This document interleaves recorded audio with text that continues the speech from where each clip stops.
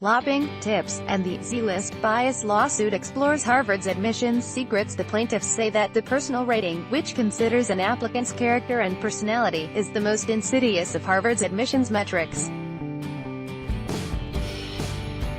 He had perfect scores on his SAT, on 3 SAT subject tests and on 9 advanced placement exams, and was ranked first in his high school class of 592.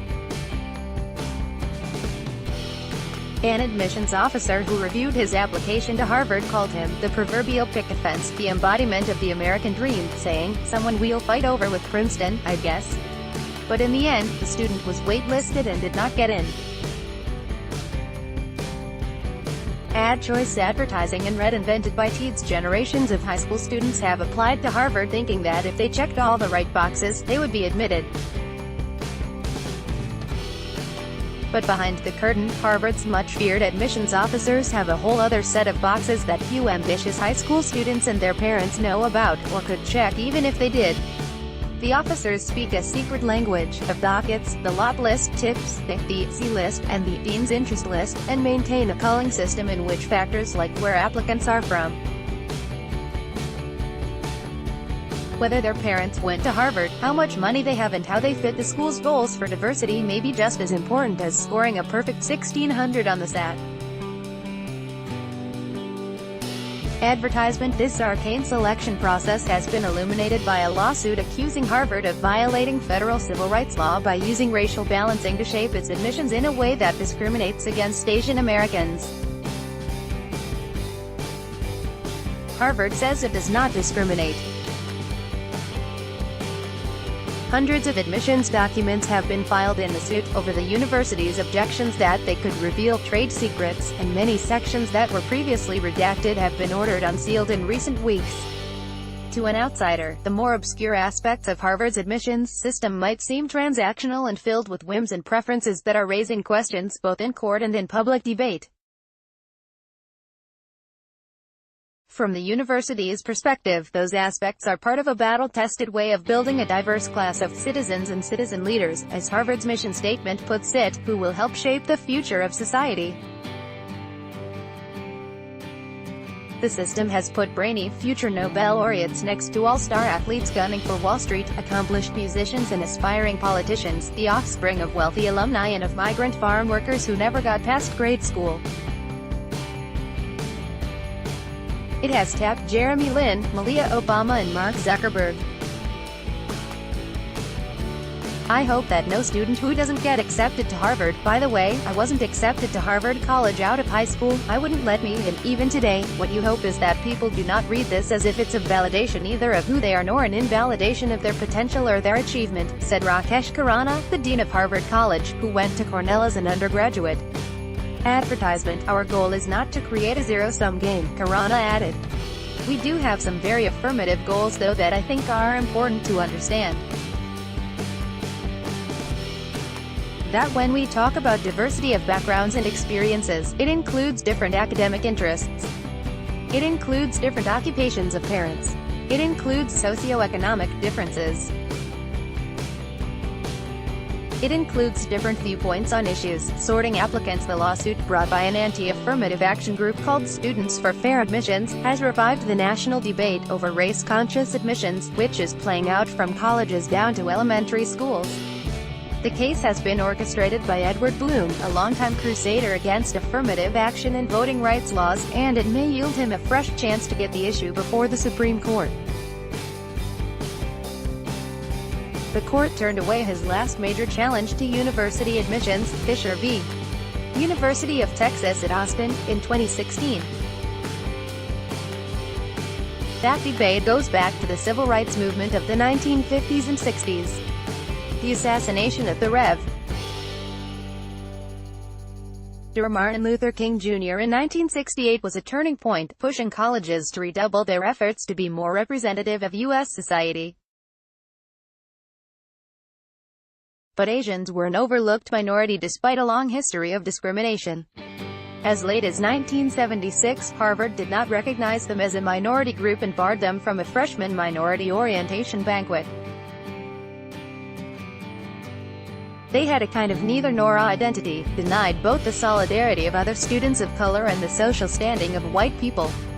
There's even a tendency to stay away from each other because you know how, in college, status and prestige are important, said TK. Chong, who was at Harvard in the mid-70s. Chong said he found his niche in the Harvard Lampoon, the campus humor magazine. Advertisement. Since then, the stakes in the admissions game have grown.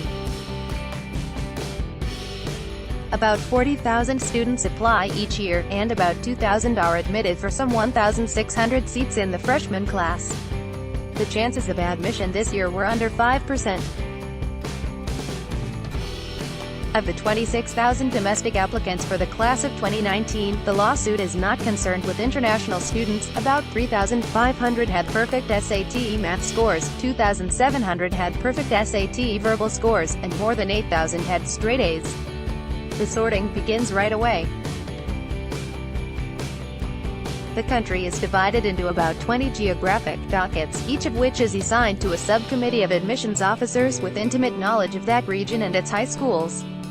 Generally 2 or 3 admissions officers, or readers, rate applications in 5 categories: academic, extracurricular, athletic, personal and overall. They also rate teachers' and guidance counselors' recommendations. And an alumni interviewer also rates the candidates. Harvard says it also considers tips, or admissions advantages, for some applicants. The plaintiffs say the college gives tips to 5 groups: racial and ethnic minorities, legacies, or the children of Harvard or Radcliffe alumni, relatives of a Harvard donor, the children of staff or faculty members, and recruited athletes. Whether Harvard gives a penalty, in effect the opposite of a tip, to Asian Americans goes to the heart of the current litigation. A 1990 report by the Education Department found that, while Harvard was not discriminating against Asian Americans, it was not giving them a tip, either. A 2013 internal report by Harvard found that being Asian American was negatively correlated with admission, as did an expert analysis for the plaintiffs. But using a different statistical approach, Harvard's expert found a modest bump for 2 subgroups of Asian Americans, women and applicants from California, belying, Harvard said, the overall claim of discrimination. There are other ways to bolster one's chances of admission, according to the court papers. Savvy alumni hope to gain an advantage for their children by volunteering for Harvard, perhaps by being an admissions interviewer. It also helps to secure a spot on the Dean's Interest List, or the Director's Interest List. These lists are named for the Dean and Director of Admissions, and include the names of candidates who are of interest to donors or have connections to Harvard, according to the court papers. The final decisions are made by a committee of about 40 admissions officers over 2 or 3 weeks in March. Meeting in a conference room, they argue over candidates who are on the bubble between admission and rejection. In a deposition running hundreds of pages, William Fitzsimmons, who has been Harvard's admissions dean since 1986, offered a rare look into the admissions office. What is the Dean's Interest List? A lawyer for the plaintiffs asked. The Dean's Interest List is something that I would use to make certain that I'm aware of what eventually might happen to that application, Fitzsimmons replied.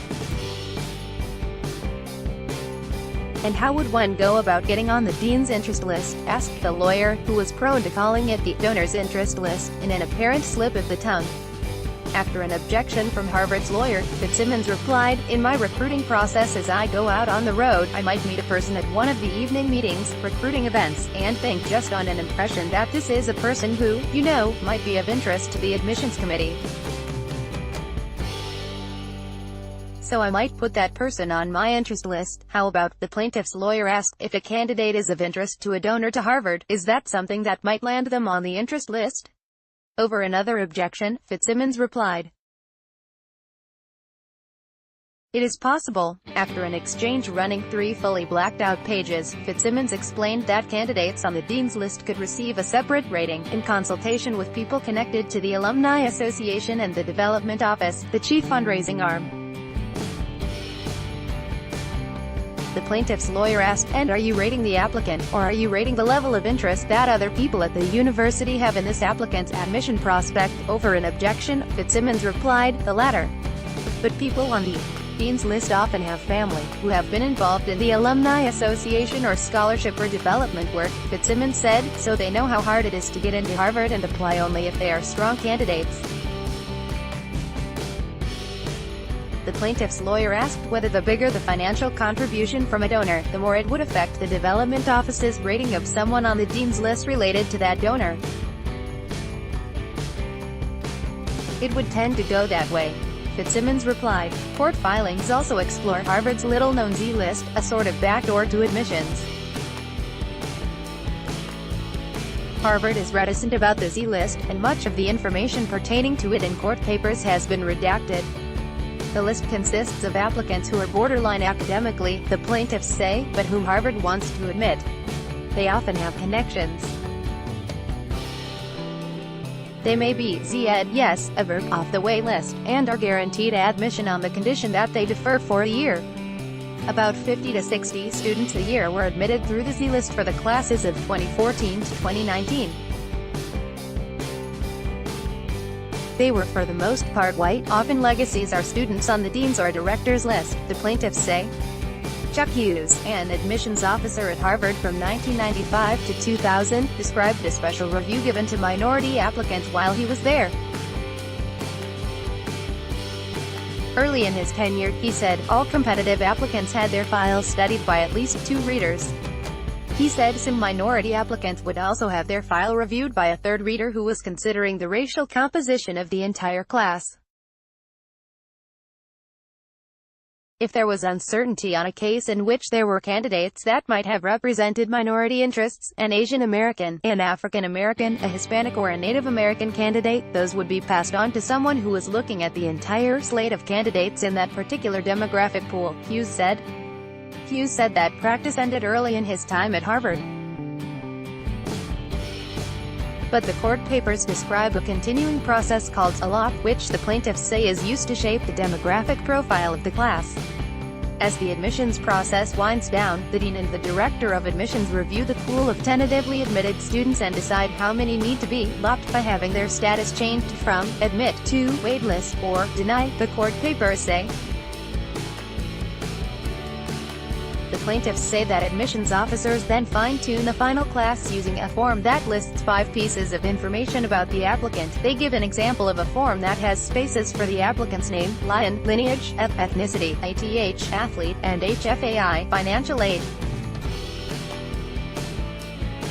Along the way, Fitzsimmons, the dean, consults what are called ethnic stats, which he defines as any statistics that would give us a sense of where we are in the class regarding ethnicity at that moment. Ethnicity is one of many factors considered in a lop, Fitzsimmons said in his deposition.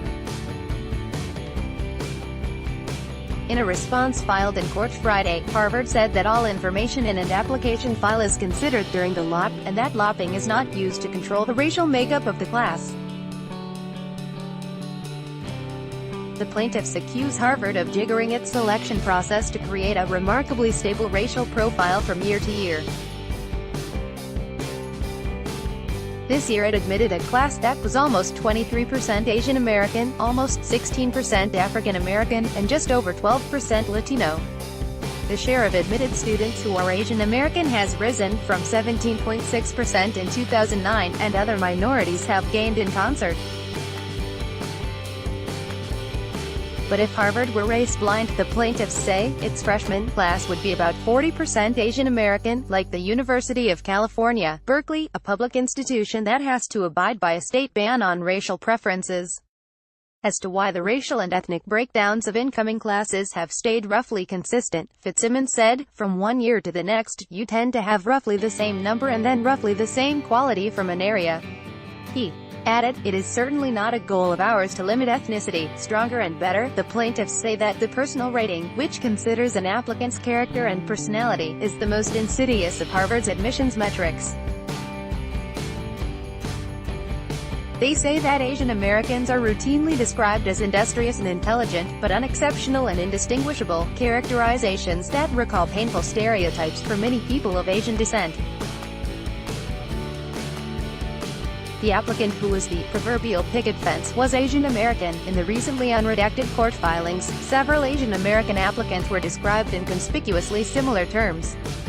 One was described as busy and bright, but the case will look like many others without late info. Another was very busy, but doesn't go extra mile, thus she looks like many with this profile. Yet another was bright, lacking a DEC, the court papers say, stands for distinguishing excellence. Another got a backhanded compliment, hard worker, but would she relax and have any fun? In Friday's filing, Harvard countered with examples of its positive assessments of applicants of Nepalese, Tibetan, Vietnamese and Indian descent, who were described with words like deserving, fascinating, and tug for BG, an abbreviation for background. None of the examples the university gave appeared to be of applicants of Chinese or Korean background. Hughes, the former Harvard admissions officer, who is now a college admissions consultant, said he warned students of the long odds of getting in for upper and middle-class applicants, many of whom are white and Asian. You don't have first gen. You don't have son of a police officer. You don't have the immigrant story, or the poor immigrant story, that captivates private colleges and universities, Hughes said he told his clients. So those kids just have to be stronger and better. Other colleges are looking closely at the case. Ed O'Neill, a former dean of admissions at the University of Chicago, said it was easy enough to identify straight-A students who would continue to excel, in the normal terms, throughout their lives. The hard part, he said, was finding the value in someone that others might not see. It means passing up, he said. It means making what looks like unusual choices. Karana, the Harvard College dean, acknowledged that Harvard was not always perfect, but said it was trying to get its practices right. I have a great deal of humility knowing that someday history will judge us, Karana said. I think that's why we are constantly asking ourselves this question: how can we do better? How could we be better? What are we missing? Where are our blind spots? By Taboola sponsored links, promoted links. You may like these Straits Times 1 MDB.